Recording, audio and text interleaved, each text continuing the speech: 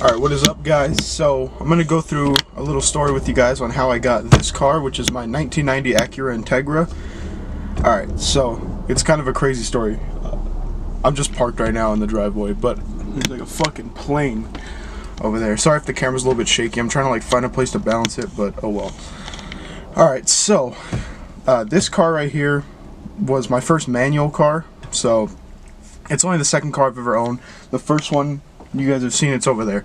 It's my 2001 Hyundai Elantra automatic. So I mean, yeah, it's a cool first car. I mean, it, you know, 4 doors, so I got to carry a lot of people in it and stuff. But I mean, manual's way more fun. So I was looking on Craigslist for probably about a year. Maybe it wasn't a year. I mean, I was looking for a manual car before I even got my first car. But so I was probably looking on Craigslist for about a year. Couldn't find anything within my price range. I work a minimum wage job, so my price range was really slow. Or not slow, low. My bad.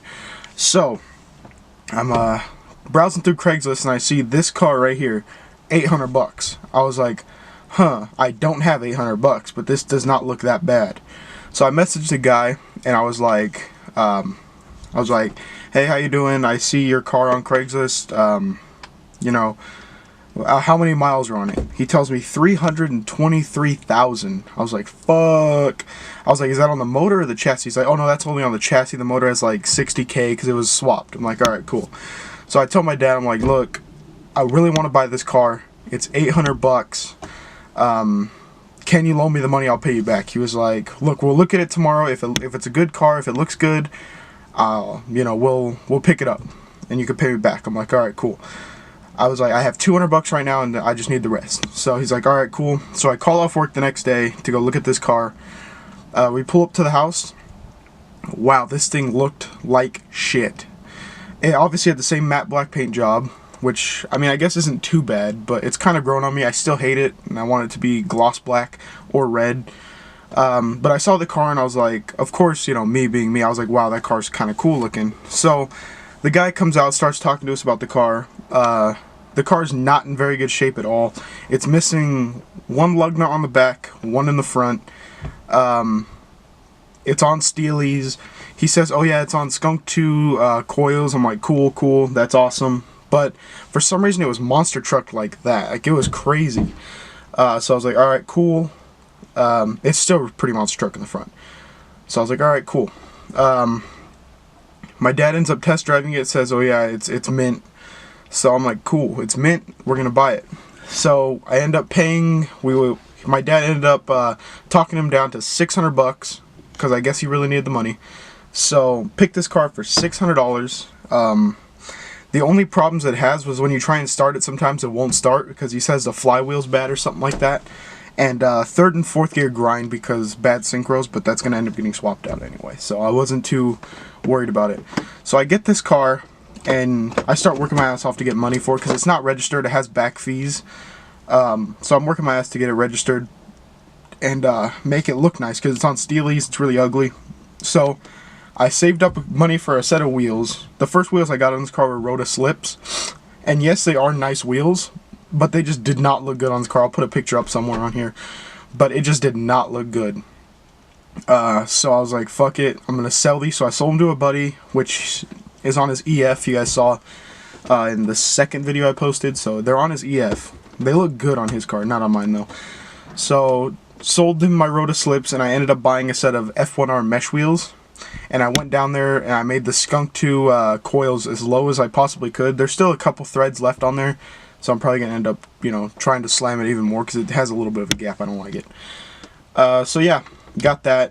But what happened was, this car gave me so many problems from the get-go. First problem was obviously, you know, not being able to start it. It still doesn't start all the time, but that's grown on me. Problem number 2 was I went to go get the studs fixed because I took this car to a tire shop to swap out some tires and stuff like that. This was when I still had the Rota slips, and the guy stripped the lug nut but didn't tell me. So I'm driving home from the tire shop, and then I start hearing ka-thunk, ka-thunk, ka-thunk. So I look over there, boom, only 2 lug nuts holding it on. Actually, one lug nut, I'm sorry, one lug nut holding on. I limped the car home, and I have my dad cross-thread one on there. Not a smart idea, don't do that. So I have my dad cross-thread one on there. And then a couple days go by, I don't drive the car because it's not registered yet. So I take the car to go to Pep Boys to replace the studs. I bought all the parts and stuff. I just couldn't do it on my own. My dad could have did it, but he wasn't here for a while because of work. So he didn't have time to help me, so I was like, fuck it, I'm just going to take it to Pep Boys, have them do it so they can deal with this headache. So I had somebody following me because it wasn't registered, so I was driving it to the Pep Boys auto service, and then the person behind me that was following me started flashing their lights. I was like, fuck. So I pulled over. Boom. One lug nut holding on, the wheel was like that. I'll put a picture up too. I have a picture of that. Yeah, the wheel was basically falling off. And then I called the tow truck, pay $110 to get it towed, because I didn't have AAA. So I paid $110 to get it towed to Pep Boys. And they fucked me for a couple months. They were like, oh, okay, we're going to fix it. Okay, wow, your wheel bearing's bad. So I gave them a wheel bearing. Oh, we accidentally seized this wheel bearing. Do you have another one? I was like, nope. So they were like, oh, this whole thing is just bad. You want to replace it? And I was like, what the fuck? So I was like, you know what? Fuck it. So I went down to a junkyard, a pick-apart, picked up an entire knuckle assembly and everything. And I was like, just replace this and give me my car back. They're like, oh, okay, okay. So they replace it. It's been like 3 months they've had my car, right? So I go to Pep Boys to finally pick it up. I'm like, just put it back together, let me have it so I can pay you. I ended up paying them, I think, like $100 or something like that because I had a coupon. Yeah, I'm a cheap bastard. So I paid them about $100. And that day when I was going over there, like, hey, they called me. They were like, hey, we went to start your car and your starter just blew up. I was like, great, another problem. What did they do this time? They're like, oh, do you want us to replace it? I was like, fuck no, just give me my car back. So, shit. So I go there, car's not starting. I'm like, cool, awesome, another problem. So I get it towed from there to home. Called the guy who sold me the car. I'm like, hey, just out of curiosity, do you have a warranty on this starter? He was like, yeah, just give him this number, my name, and then they'll give you one. So I got a new starter, put it in, thing starts up fine, works mint. So still not registered, still accumulating back fees. I have somebody follow me down to get it smogged so I can finally get the ball rolling when it comes to registering this car. I get it to the smog shop, and the guy puts it on the little dyno machine. He's like, alright, cool. And keep in mind, this gauge over here, this whole gauge cluster really doesn't work. The only thing that works is the RPMs. The speedometer's off by 30 miles an hour. The gas gauge fluctuates, and the the hot and cold gauge never really worked. So the guy starts dynoing it, and I'm sitting in the car with the guy that followed me to go get it smogged. And he calls me over there. He's like, hey, is this normal? My heat gauge is going up, going back down, going back up. I'm like, yeah, it's fine. It does that sometimes.